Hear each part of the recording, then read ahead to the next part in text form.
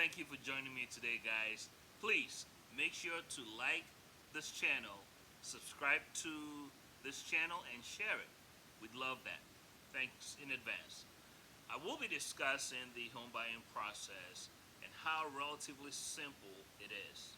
Okay. The first step is getting pre-approved.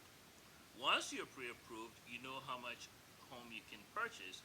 Therefore, in having the dialogue with your licensed real estate agent, he or she can then tailor your home needs to your budget to ensure that you stay within the confines of your budget, especially if it's your very first home.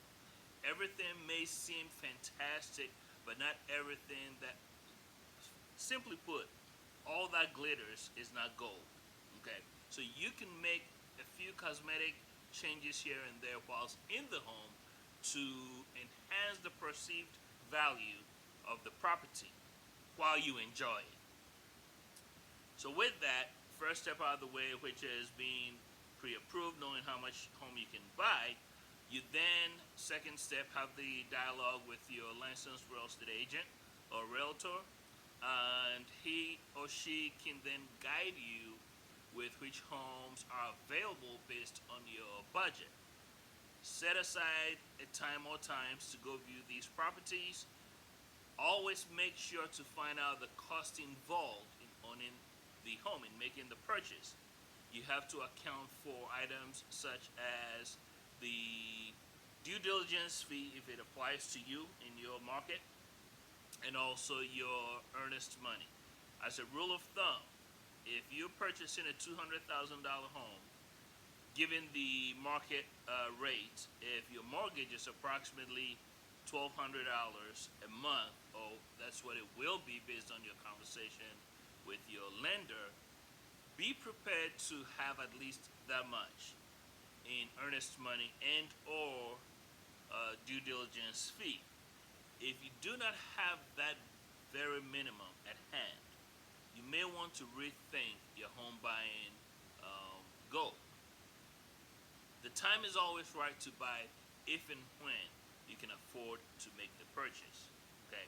Some of the fees to expect while making your purchase or thinking about buying your home is your due diligence transactions, which comprises your general inspection, your HVAC inspection, roof inspection if it's required.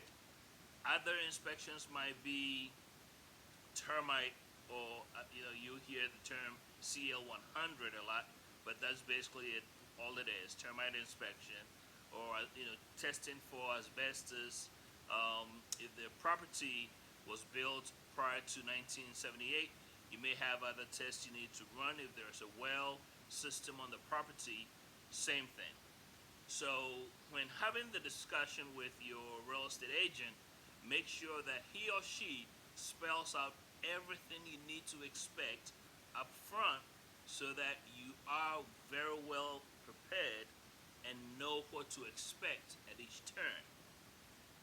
Once that conversation is ironed out of the way, then the fun begins. You start looking at homes that suit your needs and fit your budget.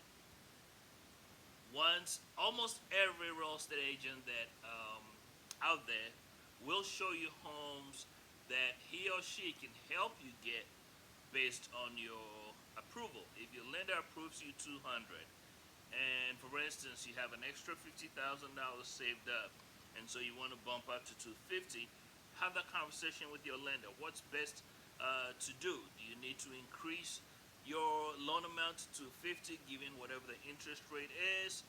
Calculate that over 30 years. Is the interest paying on that 50,000 very well worth it, or would you rather hold on to your money, make the purchase, and go from there? So have those discussions, right?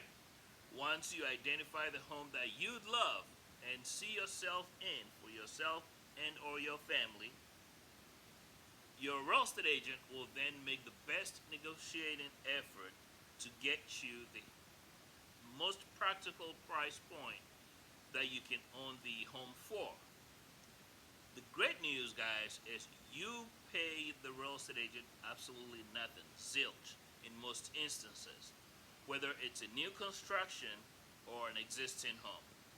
The myth out there is, okay, if I go directly to the home builder or the seller, then I save some coins. No, you do not, because that seller or builder is going to charge you the same regardless.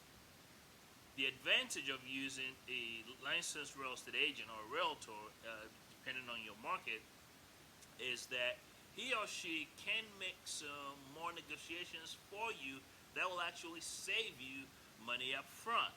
Okay?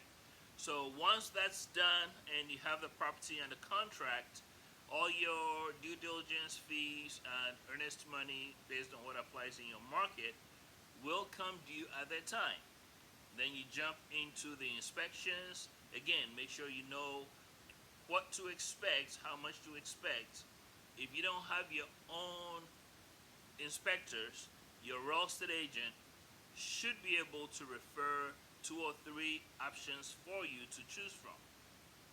In a ideal scenario, the inspections are done. There's nothing wrong in terms of structural issues affecting the structural integrity of the property, the roof, the foundation, electrical, windows, plumbing. These are major ticket items, guys. And so once that's done and negotiated or renegotiated, whatever the case might be, then you are on to your closing. Now, between the time you go under contract and the time you close, you will start receiving tremendous amounts of emails from both your lender and the closing attorney or the title company. So it's very, very important for you during this window to make sure that you stay abreast with all that communication and also converse with your real estate agent. Let him or her know what you've received, what's going on. If you suspect any email or phone calls being fraudulent, have that dialogue with your real estate agent. If you receive an email from an attorney and it looks suspicious, pick up the phone, call the attorney's office directly, ask for the paralegal who's working with you or the title company, find out talk to whoever is working with you, make sure that their email was legitimate. I'm saying that because of wire fraud and the like, okay? So stay on top of communication. That will mitigate a lot of the stress and frustration that a lot of perception out there about the home buying process. Good. It's very, very great to own a home. But during that window, I cannot stress it enough. Stay on top of communication. Communicate with your lender, your real estate agent, and your closing office, whether it's a closing attorney or a title office, depending on the state you are in. If you are anywhere in the Carolinas, Charlotte, Columbia, Charleston, Greenville, you can call or text me, 980-202-1132. Either myself or one of my team members will be very glad to help you sell and or buy your home. At Abraham Stanley, we do work with new construction as well, and we also have a development unit. So if you have land you need to build on, we can definitely help you with that. Guys, don't forget to subscribe to the channel, share this on your social media platforms. Follow me on Facebook and Instagram, Prince Panford Broker.